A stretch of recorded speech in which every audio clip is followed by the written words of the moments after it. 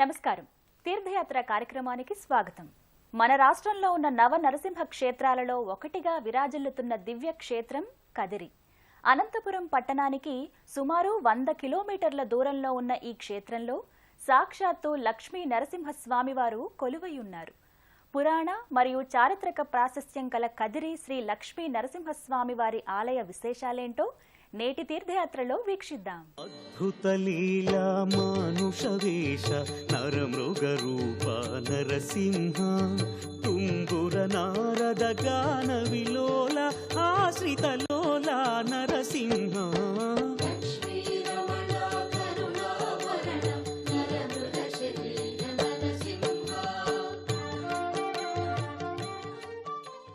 నరసింహ లక్ష్మీ నరసింహ శ్రీ సింధుజా హృదయ వల్లభ పావనాంఘ్రే భక్తార్తినాశ భవభంజన భాగ్యదాయిన్ క్షీరాబ్ధివాస మధుసూదన నిర్మలాత్మన్ శ్రీఖాద్రినాథ నృహరే తవ సుప్రభాతం అంటూ శ్రీ లక్ష్మీ నరసింహస్వామి వారి నామస్మరణతో పునీతమవుతోన్న సుప్రసిద్ధ క్షేత్రం కదిరి.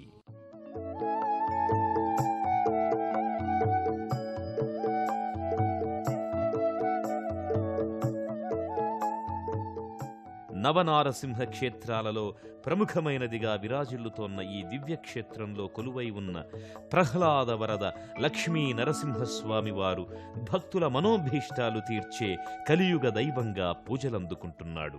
హరవిరియు అలరుల కందాలు చిత్రించి సురభిళంబు తోడి సుధలు నుంచి మలయ పవనమందు మహిమతో చొప్పింతు పరవశింప జగతి నారసింహ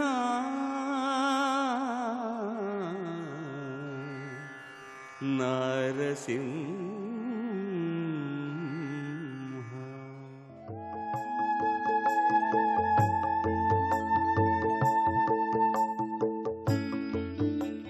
శ్రీ లక్ష్మీ నరసింహస్వామి వారు కొలువైన ఈ దివ్యక్షేత్రం అత్యంత ప్రాచీనమైన క్షేత్రంగా విరాజిల్లుతోంది.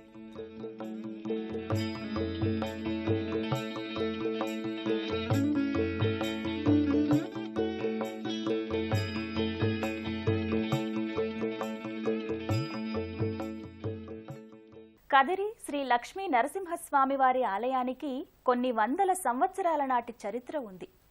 శ్రీ నృసింహస్వామి కృతయుగాన అర్జున వృక్షమున వెలిశారు.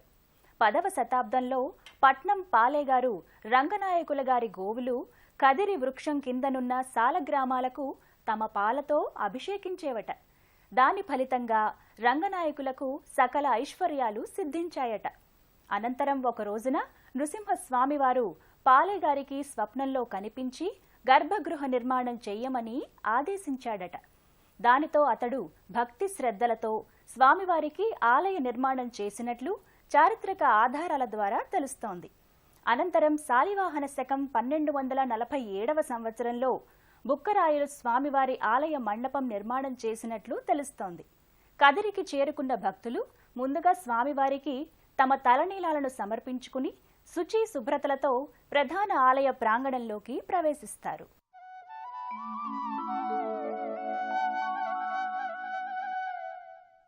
పూర్వం ఈ క్షేత్రాన్ని ఖాద్రి అని పిలిచేవారు.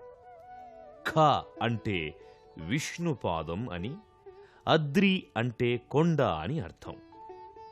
అనగా విష్ణుపాదం కలిగిన కొండ గనుక ఈ క్షేత్రం ఖాద్రి అని నామాంతరం పొందింది. కాలక్రమంలో అదే కదిరిగా రూపాంతరం చెందింది. అలాగే స్వామి ఖాద్రి వృక్షం కింద ఆవిర్భవించడం వల్ల కూడా ఈ క్షేత్రం కదిరిగా మారిందని పౌరాణిక కథనం. ప్రశాంతమైన వాతావరణంలో జనసమ్మర్ధం గల ప్రాంతంలో ఉన్న కదిరి శ్రీ లక్ష్మీ నరసింహస్వామి వారి ఆలయానికి చేరుకున్న భక్తులకు ముందుగా గాలిగోపురం కానవస్తుంది. క్రీస్తు శకం 1322 సంవత్సరానికి పూర్వపు నాటిదిగా చెప్పబడుతోన్న ఈ ఆలయంలోని ప్రథమ దశను బుక్కరాయల పనుపున కుమార కంపరాయలు 1353 నాటికి పూర్తి చేసినట్లు చారిత్రక ఆధారాల ద్వారా తెలుస్తోంది. అలాగే రెండవ దశ నిర్మాణాలను హరిహరరాయలు 1386, 1418 మధ్యకాలంలో పూర్తి చేసినట్లుగా తెలుస్తోంది. అలాగే మూడవ దశ నిర్మాణాలను శ్రీకృష్ణదేవరాయలు 1509, 1529 సంవత్సరాల మధ్యకాలంలో చేశారని చారిత్రక ఆధారాల ద్వారా తెలుస్తోంది. నారసింహ సింహాచలేశ శ్రీ విష్ణు రూపా వైశాఖవాస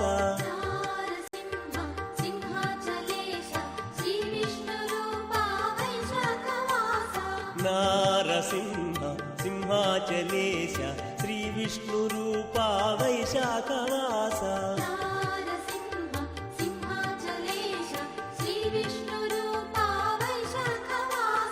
ముని జన వరదా చందన రూప లక్ష్మీపతే శ్రీ నారసింహ ముని జన వరదా చందన రూప లక్ష్మీపతే శ్రీ నారసింహ నారసింహ సింహాచలేశ శ్రీ విష్ణు రూపా వైశాఖవాస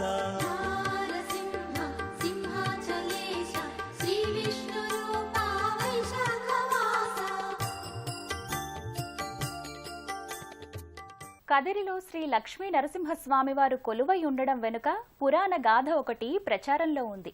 భృగు మహర్షి శ్రీ మహావిష్ణువు అనుగ్రహం కోసం తపస్సు చేయగా స్వామివారు ప్రసన్నుడై తాను ఇక్కడున్న భృగుము తీర్థము కింద వేంచేసి ఉన్నానని తన ప్రతిబింబాలను ఆరాధించి లోకమునకు వెల్లడించమని ఆజ్ఞాపించారట. అంతట భృగు మహర్షి వసంత ఋతువునందు వాటిని వెలికి తీసి ప్రాణప్రతిష్ఠ చేసి వసంత వల్లభుడు అనే పేరు పెట్టారట. అలాగే ఇక్కడ స్వామివారు వెలవడం వెనుక మరో పురాణ గాథ ఒకటి ప్రచారంలో ఉంది. హిరణ్యకశిపుని చంపిన స్వామివారి రౌద్ర రూపాన్ని తగ్గించమని ఇంద్రాద్రి దేవతలు ప్రహ్లాదుడు కోరగా స్వామివారు శాంతించి ఈ క్షేత్రంలో ప్రహ్లాదునితో సహా వెలిశారని పురాణాల ద్వారా అవగతమవుతోంది. గర్భగుడికి వెలుపలి భాగంలో జయ విజయుల శిలారూపాలు భక్తులకు కానవస్తాయి. వాటికి సభక్తికంగా ప్రణమిల్లి అనంతరం గర్భాలయంలోకి ప్రవేశిస్తారు భక్తులు.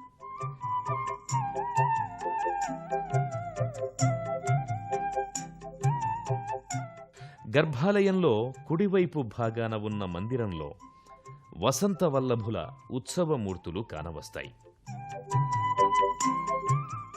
అత్యంత తేజోవంతంగా దర్శనమిచ్చే వసంత వల్లభుల ఉత్సవమూర్తుల దర్శన భాగ్యం చేతనే తమ జన్మలు తరించాయని భక్తులు విశ్వసిస్తారు.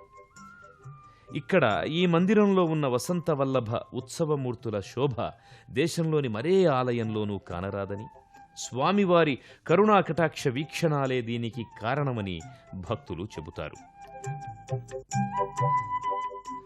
ఉత్సవమూర్తులను దర్శించుకున్న భక్తులు అనంతరం ఓం ప్రహ్లాద వరద లక్ష్మీ నరసింహస్వామియే నమః అంటూ గర్భాలయంలోకి చేరుకుంటారు. గర్భాలయంలో ప్రహ్లాద వరద లక్ష్మీ నరసింహస్వామి వారి దివ్యమంగళ శిలారూపాన్ని దర్శించుకుని అలౌకికమైన ఆనందాన్ని పొందుతారు.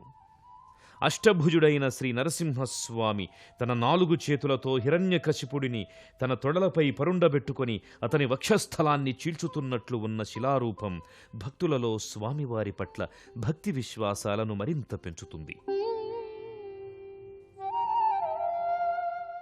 అలాగే మిగిలిన చేతులలో శంఖచక్ర గదా ఖడ్గాలను ధరించినట్లుగా స్వామివారు దర్శనమిస్తారు. నరసింహస్వామి సమీపంలో ప్రహ్లాదుడు శిలారూపంగా భక్తులకు కానవస్తాడు. ఇక్కడ స్వామివారు ప్రహ్లాదుని సమేతంగా వెలవడం విశేషం. ఇక్కడున్న స్వామివారు స్వయంభువు. ఇందుకు నిదర్శనంగా శ్రీవారి అభిషేకానంతరం వక్షస్థలమందు శ్వేతబిందువులు దర్శనమిస్తాయని చెబుతారు. కోపము కలిగినదో రాక్షసాంతకుడవైన సమయములో నీకెంత కోపము కలిగినదో కలిగినదో.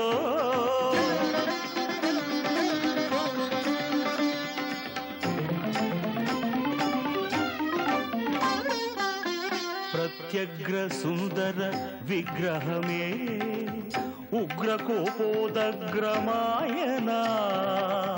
ప్రత్యగ్ర సుందర విగ్రహమే ఉగ్ర కోపోదగ్రమాయనా.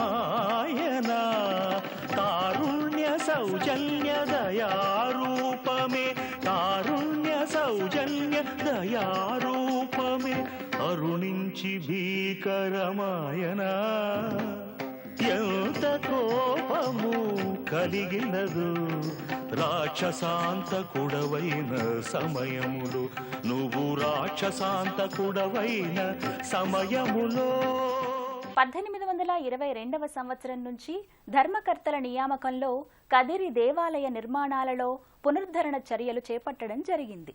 1953వ సంవత్సరంలో దుర్గా ఆలయాన్ని అమృతవల్లి ఆలయంగా మార్పు చేసినట్లు తెలుస్తోంది. గర్భాలయంలో లక్ష్మీ నరసింహస్వామివారి దివ్యమంగళ శిలారూపాన్ని దర్శించుకున్న భక్తులు ఇదే ఆలయ ప్రాంగణంలో ఉన్న అమృతవల్లి అమ్మవారిని, ఆండాళ్ అమ్మవారిని దర్శించుకుంటారు.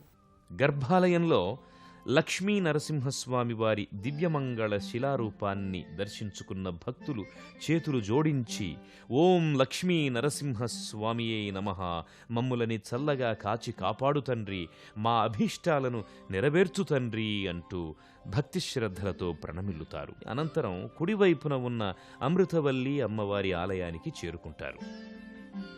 విశాలమైన ప్రాంగణంలో ప్రశాంతమైన వాతావరణంలో ఉన్న అమృతవల్లి అమ్మవారి ఆలయమంతా లక్ష్మీ అమ్మవారి నామస్మరణతో మారుమ్రోగుతుంటుంది.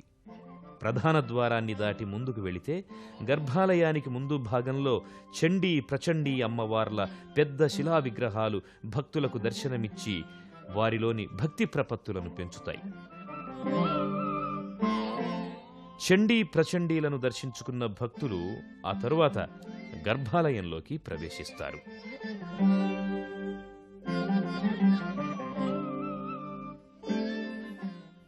గర్భాలయంలో అమృతవల్లి అమ్మవారి దివ్యమంగళ శిలారూపాన్ని దర్శించుకొని అమ్మా లక్ష్మి, అమృతవల్లి, మాకు సకల ఐశ్వర్యాలు ప్రసాదించు తల్లి అంటూ ప్రణమిల్లుతారు. అనంతరం గర్భాలయానికి ఎడమ భాగంలో ఉన్న ఆండాళ్ అమ్మవారి ఆలయానికి చేరుకుంటారు.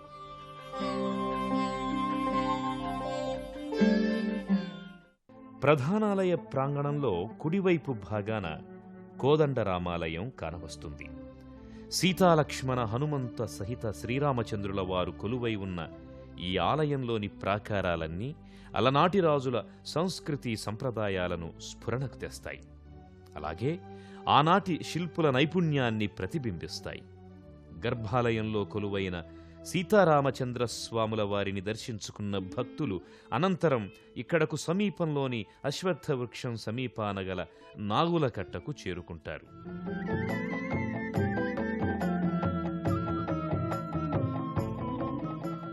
ప్రశాంతంగా ఆహ్లాదకరంగా ఉన్న నాగులకట్ట ప్రాంతం నిత్యం మహిళా భక్తులతో రద్దీగా ఉంటుంది. వివిధ నాగదేవతల శిలారూపాలు అనేకం ఇక్కడ భక్తులకు దర్శనమిస్తాయి.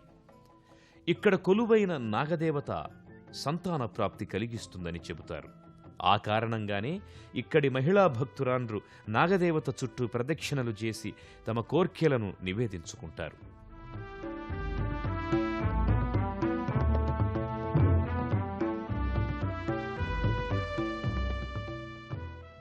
నాగులకట్టను దర్శించుకున్న భక్తులు ఆ తరువాత ఇక్కడకు సమీపంలోని జమ్మి చెట్టును, రామజప స్తూపాన్ని దర్శించుకుని తరిస్తారు. అదేవిధంగా ప్రధానాలయ ప్రాంగణంలో ఎడమవైపు భాగంలో గోవిందరాజుల స్వామి వారి ఆలయం దర్శనమిస్తుంది. ముఖంగా ప్రస్తావించడం జరిగింది. అమృతవల్లి అమ్మవారిని, ఆండాళ్ అమ్మవారిని దర్శించుకున్న భక్తులు ఇక్కడకు సమీపంలోని కదిరికొండకు చేరుకుంటారు. నేటి ఈ కదిరికొండే ఒకప్పటి స్తోత్రాద్రిగా విరాజిల్లింది. లక్ష్మీ నరసింహస్వామి వారిని దర్శించుకున్న భక్తులు అనంతరం ఇదే ఆలయానికి 3 కిలోమీటర్ల దూరంలోని కదిరికొండకు చేరుకుంటారు. దీనినొకప్పుడు స్తోత్రాద్రి అని పిలిచేవారు. దట్టమైన ఈ అటవీ ప్రాంతంలోనే హిరణ్యకశిపుణ్ణి సంహరించిన నరసింహస్వామి వారు ఉగ్రరూపాన్ని విడిచిపెట్టారని చెబుతారు. కదిరికొండకు చేరుకున్న భక్తులకు ముందుగా కదిరికొండ లక్ష్మీ నరసింహస్వామి వారి ఆలయం దర్శనమిస్తుంది.